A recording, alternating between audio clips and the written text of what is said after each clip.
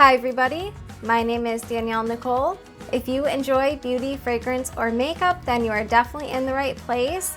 Today's video is going to be all about a brand new fragrance release from the house, Une Nuit Nomade, and it is called Sugar Leather. I know you guys have been asking me for so long to review this fragrance. It is finally here, so let's get into it. And don't forget, if you enjoyed the video while you're watching, please give it a big thumbs up, and let's get started right now.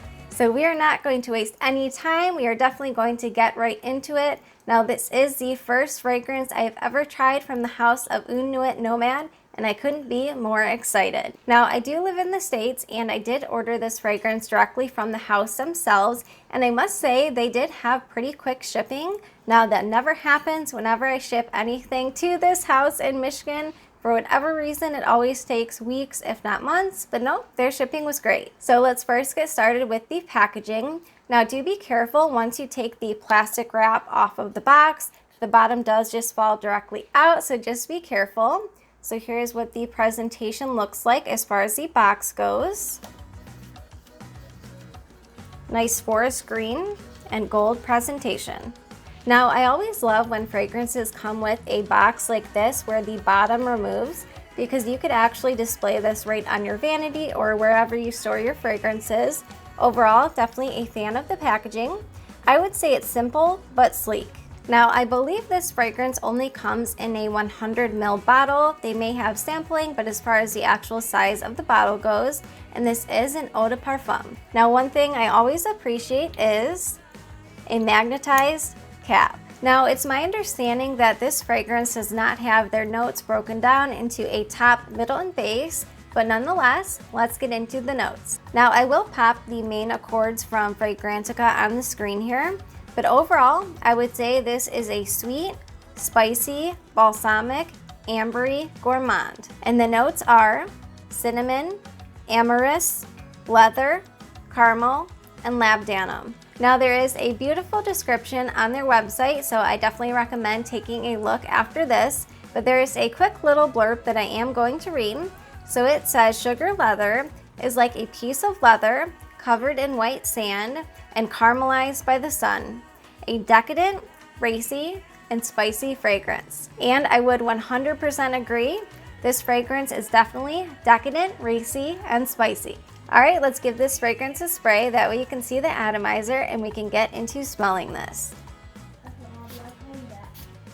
A beautiful broad mist. Now, this fragrance does leave a slight amount of color as far as residue goes, so just be careful if you're wearing white. Now, as you saw, I only did 2 sprays, and this fragrance definitely fills up a room, so you definitely don't need to overspray with this one. Now, I had a feeling that I was going to absolutely be head over heels for this fragrance, but you never know, and this was a blind buy. Now, my initial thoughts when I was just taking a look at the notes of sugar leather, I thought, okay, this fragrance is either going to be a straight sugary sweet gourmand or an extremely masculine fragrance. But I would definitely say it really doesn't fall into either category. It's basically right in the middle. I mean, yes, I would definitely say that this fragrance is a gourmand, but it's not a super youthful or a very simple gourmand in my opinion. It definitely is just a little bit complex. Now, if you like sweet gourmands, you would probably enjoy this, but it's not just a straight sugar bomb by a long shot. So on initial spray, basically what my nose picks up is a ton of cinnamon. So you definitely have to be a fan of cinnamon to enjoy this fragrance. And as far as the more sweet or more gourmand qualities, in addition to the cinnamon, it also smells like burnt, or I don't want to say burnt, but caramelized sugar and just caramel in general. So I definitely wanted to be careful to correct myself when I said burnt, because I don't find this fragrance is smoky. You know, some gourmands, especially like by the fireplace, they kind of have a very smoky accord. I don't find this one has a ton of smoke. That underlying complexity, it definitely comes from the leather. So you hands down get cinnamon, sugar, caramel, and leather. That is basically what my nose picks up, all combined together. Now, yes, I am definitely a fan of my simple, sweet, sugary gourmands, but I would not categorize sugar leather in that same category at all. So while yes, in the opening especially, you definitely do get a strong blast of cinnamon in addition to the very sweet caramelized sugar, but you can definitely pick up that leather, and this almost has a boozy accord. If I wasn't mistaken, I feel like there's definitely some booze hidden that the notes don't provide. Now, I don't think that boozy accord is super strong, and I wouldn't say it's rum. It almost smells like cognac to me, but I'm not very familiar with a ton of alcohol different scents when it comes to fragrances. But that's what my guess would be. So to my nose, this is a sweet, slightly complex, deep, decadent gourmand. Now, as I keep mentioning, you definitely do have to be a fan of leather. Now, I know many people who have talked about this fragrance, they don't get a ton of leather. Their nose just basically picks up all those sweet gourmand qualities, but I get that leather from the very beginning all the way through the dry down.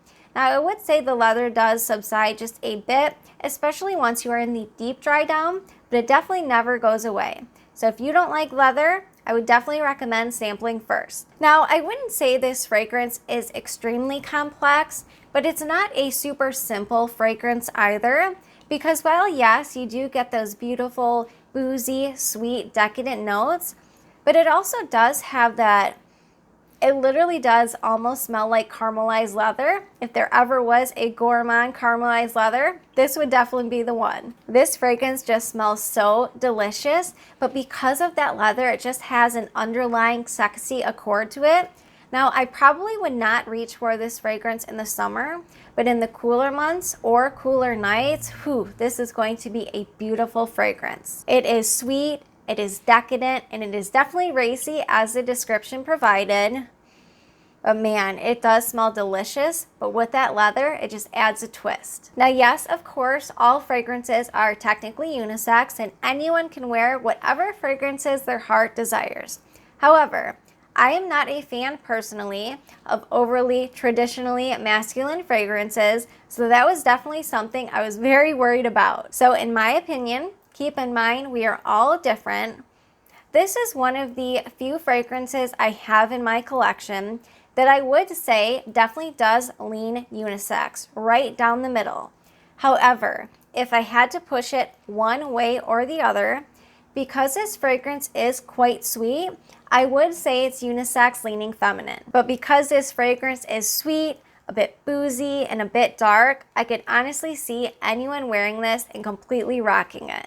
This is just so delicious. I cannot get over how beautiful this fragrance is blended. Now, if you're like me and you enjoy gourmands, but you really appreciate gourmands that are not just straight foodie gourmands, ones that have a bit of a twist, I would definitely recommend getting your nose on sugar leather. Now, I can't say that I have anything in my collection that is a 100% comparison.